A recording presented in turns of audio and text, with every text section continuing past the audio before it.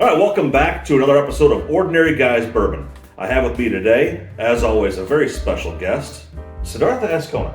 Hey, nice to meet you all. Sid, welcome to the program. Tell us a little bit about yourself. My name is Siddharta Azcona. I am from Mexico City, born and raised. I came here to the US in 2017, around 31, and I've been living here in the US since then. Live in California, and then I moved here to this beautiful land of Illinois, Central Illinois, since 2020. So, 2017, you're in Mexico City. Mm-hmm. You've gone to university, right? Yep. You're enjoying that beautiful. I mean, how many people live in Mexico City? It's a really crowded area of 20 million people in a very small place. Yeah, but like I always thought it was like the crater of a volcano. And that's not true. It's just a valley. It's a valley. Yeah. There's volcanoes around. It's volcanoes around. All volcanoes not active anymore. Yet. Says who? Yeah. Says the people that have been there for 20 years. The people are selling houses, right? Come on, move here. Yeah. So 20 million people, right? Not a volcano, but so you come here, and I think you had told me before that around the same time you married your wife, right? Yeah, same year. I married on February and then moved to US on August. And she's also from Mexico City. Yeah. The same area, because Mexico City has different regions, right? From the north side, getting from the north side to the south side of Mexico City, unless you get that gondola, right? That's not a quick travel. Oh yeah, no, you can cross it. I think it's the same, maybe let's say 15 miles that I spent here moving in 20 minutes. The 20 miles that in Mexico City can take me 2.5 hours. So it's. But was she from the same area? Yeah. Right? Actually, I met her when we were at I don't know, how it is, but we were 12 years old when I met her. So really? We lived in the same area. We went to the same. She's been with you for a long time. Yeah. We lost contact for a couple of years, but then actually after we moved to a close area, so kind of we were like. She was chasing you. You were chasing her? No, she was chasing. Oh well, come on. I'm not gonna. Beautiful woman, wonderful woman. You were chasing. So then you guys moved to California and enjoy that beautiful sunshine, right? Yeah. So what is it, like 75 degrees every day? I've never been to California. It's colder than Mexico City, so okay. I don't know in Fahrenheit. I think it's 75, 71, but sunny. But for me, it's colder. So it's cold in there, but it's sunny. But you've got to love this climate here in Illinois. I love that I can live the seasons, that I can feel the seasons, but it's, well, everyone says, well, it's fun in the first 5 or 10 years. After that, it gets a little bit boring to do the same. Okay, that's fair. That's what people say. That's fair. I don't know. I'm on that end of the world right now. So you've got you moved up here. Obviously, when you were in California, at least to an ignorant person like myself, I assume there's just a lot of people that are Spanish speaking in California. Yeah. Probably more so when you're on the southern side, right, in the San Diego. Yeah. Whereas Bay Area is kind of 10 hours, 8 hours. 10 hours, yeah. So you're a little bit further north, but certainly I wouldn't have picked Central Illinois to be a very rich area of Spanish people. Spanish-speaking people. Yeah, no, that happened when I arrived to California. There was not communities, because I actually never met a big community of Mexican people, because everywhere there are, let's say not Mexican, let's say Spanish speaker people. Okay. And in the cities, or like in San Jose, there are big but huge supermarkets, like Mexican supermarkets. Not because from Mexico, but that they sell, even the name Cárdenas. Even the name is in Spanish, and then you feel Mexico. Yeah. And actually, everywhere you can hear some Spanish here. What do you think about this? Are you elote? The corn that's dipped in mayonnaise? Is that what that is? Are you a fan of that? I used to be, but that seems gross to me. Yes, I know. It's after you think about it, that's the problem with Mexico. You should not think what the Mexican food is. Well, you should live it. I think I was in San Luis Potosi. Is that San Luis Potosi? And we were downtown, and we were enjoying some drinks and food and some of that. And there were people on the street. It was beautiful. There were churches. They had some kind of laser light show projected on the church at about 10 p.m. or whatever. But there were people like in the U.S. we'd have hot dog vendors, right? like outside of a venue, and they've got like a metal box, and they pull out their hot dog and serve the hot dog. They were doing that with corn, and they were just like a vat of mayonnaise. They were just dipping this corn into, and I'm thinking, doesn't mayonnaise go bad in the? I mean, it's made with eggs. I thought it was bad. Probably. I you cannot. No, but you cannot think about the Mexican street food. I thought about it. And also, actually, what you're describing is a little bit gross. So that person was lazy, because if someone is watching this and knows how to do it, it's with kind of a spoon and then. Oh, they were putting this and just dunking it right in. No, that's not. That's not the way. No, that's not the way. They were probably putting tagine on it. Yeah, Everyone. So it should be like in layers. In layers. Okay. Layers, like mayonnaise, cheese. Then, like a Mexican spicy, pizza from Taco Bell. Yeah. Which is, yeah. But with a steak, easier. We're way off in the weeds. Let's get to this bourbon, right? Let's So get bourbon. the bourbon today, it, like we were talking about before, I really wanted to. There was a bottle that you had bought me of some Scotch that was finished in tequila barrels. Yeah. And I really thought that would be appropriate. But we're in season 1. No, not season 1. We got to keep it pure, right? Next time we have you on, right? If this goes well, it will. Well, we'll probably go viral at that, after this episode comes out. But after this one. After this one. And we're trying to get better every time, right? So the big addition this episode is, I'm sure you've noticed, you've got some blue light behind you. Yeah. We're blue, so it will match everything. That's setting like people's eyes are like, wow, they're really doing something with the video. Today's offering, Heaven Hill Bottled and Bond. I'm very excited about this. This is about a $50 bottle, right? And it's a bottle, I picked this up probably last year, and it's been sitting on the shelf. I've been dying to try it, waiting for the right opportunity. I really like the story here. Heaven Hill Distillery, not one of these companies that's been around since 1700 or 1800, we're relatively new in the bourbon space. 1700? Well, late 1700s, right? One of the products that's now owned by the Heaven Hill brand is Elijah Craig. And people say that Elijah Craig was maybe the grandfather of bourbon. Maybe he was the first one to distill it in the right bourbon fashion. But either way, this distillery, they own Henry McKenna, Fighting Cock, Larceny, Old Fitzgerald, Elijah Craig. Widow Jane is something they picked up recently through a couple acquisitions. Evan Williams, and one of my favorite, Mellow Corn. Mellow Corn is I think they call it a bottom shelf bourbon. It's like $9. But I use Mellow Corn. Everyone deserves pork. There's no such thing as bad bourbon. But I use Mellow Corn, ironically, to spritz pork butt when I'm smoking it. Okay. I think that's perfect. Either way, Heaven Hill, largest independent family-owned bourbon distillery in the world. Okay. And the story here, still family business? Yeah, that's right. The Shapiro family, they're the owners. I think they're on their 4th generation right now. They immigrated from Russia in the late 1800s to Kentucky by way of New Orleans. There were 5 sons. Then after Prohibition, which is a period in U.S. history, a dark period in U.S. history, where they stopped having any alcohol sales. Oh, okay. Yeah, it was. What is your stand between the name of Bourbon? Is it because of New Orleans Street or because Bourbon City? I've read both. They say, no, it's because of the street, or it's because of the city. It's because of the street. There's a couple different stories about that. I don't know if any one story is more true. Yeah. There's a lot of things in the bourbon industry where it seems like the stories are rich and probably made up.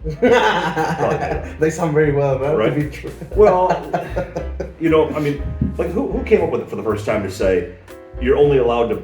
Because one of the rules to be bourbon is you can only be aged in single-use American oak charred barrels. Someone said that. After it's used one time, can't use it again. Yep. Which is why there's a lot of tequila and Scotch that will be finished in bourbon barrels. Yep. Right. Yeah. Bourbon can't use it again. So. It's about the stories. Yeah. Okay, I get it. So either way, they started this company, or they decided to get into distilling in 1935. They didn't have an actual master distiller, and so the first master distiller at Heaven Hill was a guy named Joseph L. Beam. And that name might sound familiar to you. Kind of. So I was sitting it on the shelves. Yep. So Joseph L. Beam, he was the first cousin of Jim Beam. So Jim Beam, the lineage there, I think it's 3 generations or 4 generations before Jim Beam was Jacob Beam. Jim Beam is the one that they put the bottles into wax. Oh, well, Knob Hill or Knob Creek has the wax. It's Maker's Mark you're thinking of. Oh, okay. Maker's Mark has the red dipped Yeah, wax. Every distiller at Heaven Hill, Master Distiller, has been a descendant of the Beam family. Okay. Until 2019, their current distiller is a guy named Connor O'Driscoll, and he's the first non-Beam family person to be the master distiller. Anyways, it's an exciting product. Allegedly, in 1939 is when the first version, I don't know if it's the same thing, but the first version of Old Heaven Hill Bottled and Bond bourbon was released, and it became the best-selling bourbon in Kentucky. Oh. So I mean that's a lot, right? That Kentucky's like that's the land, right? Yeah. So I mean that I think put Heaven Hill on the map, right? And it, like I said, it's still the largest independent family-owned bourbon distillery in the world, right? And Bottle and Bond, which is what this is, there's a couple rules that go along with being Bottle and Bond, but the bottom line is that in I think 1897, the federal government of the U.S. Passed a law. There was a lot of people making spirits in their bathtubs. Right? Oh yeah, what's written about that? You know, that one day the government said, "Hey guys, stop the madness. We need to put some rules." That's right. And actually, there was like a legend that they need to say something. They sample just like a kind of meat processing factory, I think, Mm-hmm. right? Where you've got like a USDA inspector that's on site to make sure that you're doing things hygienically. They were making sure it has to be distilled all in one distillery, one distilling season, right? It has to be 100 proof, right? Or bottled at 100 proof. So there's some rules. There is also a rule about the single barrel that they say, "Oh, this is just one single barrel bottle," or something like that. Yeah. So if it's a single barrel offering, it will be, as the name implies, just from one single barrel. So there'll be. I mean, if you've got two barrels that you put the same stuff in, the same liquid, and you store them right next to each other in the warehouse, then the chance of them to be pretty similar is pretty close. Yeah. Right. But it ages differently in different areas of the warehouse because of the heat and contraction. Okay. So that, the 1897 Bottle and Bond Act, this is a Bottle and Bond product, right? And I always I like to think about it like that's the first point where at least that I think of the U.S. was saying we really care about the health and safety of our people consuming these spirits. Yeah. We don't want them to go blind, right? And interestingly, it wasn't until 1964, I think, that the first brand new cars sold in the U.S. were required to have seatbelts. So 1897, the U.S. government saying, "Hey, listen, let's make sure the spirits are pure." Yeah, priorities, right? And not until 1995 did every state require a seatbelt, except for New Hampshire. New Hampshire is not required. I think you have to be buckled up if you're driving, but if you're an adult in the passenger seat, okay, it's a free roll. Yeah, it's a free roll. Yeah. Safety first, yeah, but up to you. Yeah. Well, probably constitutional right or something. Yeah. Make America great. Yeah. The first things first. Yeah, that's right. So here's how we do it on the program, right? The scoring sample we use is pretty simple. There's 4 categories. Yep. Heritage, maximum score here is 20. Taste and drinkability, maximum score is 40. Affordability, and like I said, this is a $50 bottle. Maximum score is 30, and then the design of the label, of the bottle, whatever, that has a maximum score of 10. Okay. So we've got 2 samples in front of us. One is just right out of the bottle, just a neat sample, and one, I think we did ours the same. I put some ice in there, and then put some water on top of the bourbon. Nice. Right? That's great. So you ready? Yep. Cheers to you, Sid. Cheers.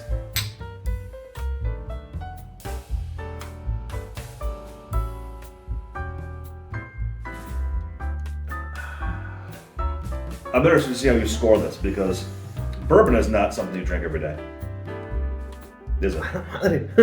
Huh? A la madre. But you're a tequila man. But I am an alcoholic too.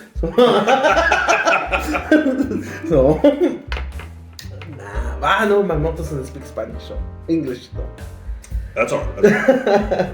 So we can get into the score on whatever you want. This is good. I didn't know that the bourbon could be this good. You got a little bit of I think it hit you a little bit hard. No. It is good. But I'll be honest with you. My experience with bourbon is not great. The couple of times that I have drank bourbon is it's not great. Too much mellow corn, maybe. I don't know what it is. Maybe you weren't drinking the right bourbon. Exactly. That's because when I say bourbon, I mean in Mexico when you grow around tequilas, every member of your family tells you, oh, this is a good tequila. Oh, Yes. and then you start doing sampling, right? Okay, 5 of my family of 10 told me that this is good tequila. Maybe this is a good tequila. Yeah. Like 6 of 10 told me, hey, this is gross. The alcoholic guy of the family tell you, oh, this is the best. They're all great. They're all great. That guy says. But in bourbon, I don't have that history, right? With this one, good. This is good. Well, we'll see what the total score is. Yeah. Right, but I do agree. Like right off the sample, I do think this is very representative of what I'd expect in a bourbon. So it's certainly better than mezcal. I'll tell you that much. Yeah. Not a mezcal guy around me. Yeah. We had that mezcal sample when you and I were in Puebla for work. Yeah, right? yeah. We went and we were fortunate to have a little bit of a sampling of, and that's like a popular thing, the mezcal. Yeah, it's very popular. And it's terrible. Yeah, we don't like it. Is it all terrible? Not all of them are terrible, but everyone thinks that they can do a great mezcal. Yeah. So it is a problem, the perception. I think maybe at some point we need to say, as we were saying, stop the madness, guys. This is good mezcal. Yeah. Well, is there such a thing as good mezcal? I think I have one. I have one, but it is hard to find. It is really hard. Okay. I don't want to distract you from getting your scoring in there. We had Ken Pluff was on the program, one of the previous episodes, and Ken was adding up his scores, and I think he was off by like 17. I had to correct it in post, as they call it, in post editing. So we made some corrections.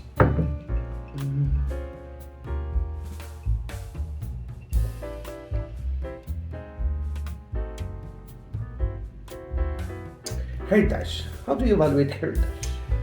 You mean, what's it in English? In Espanol? No, but well, I understand that this is like how the story, or yeah, kind of the story and the history behind it, right? Do you like evaluate if it's old, if they have like, hey, they have been like on the same mindset, or so you think about it, it's family owned. Family right? owned, yeah. I'm not trying to influence your score. But I like the fact that you told me this is a flagship. That means that, hey, that's right. They say this is the one. We're going to stick to it, make it better. That's right. But we're not to do anything crazy, which I respect. I don't like madness. Yeah. And again, they were founded in 1935, so they've been around for 90 years. So that's not a new company.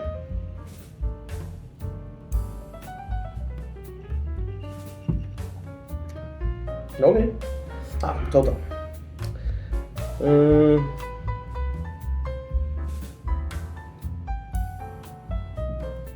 I think it's...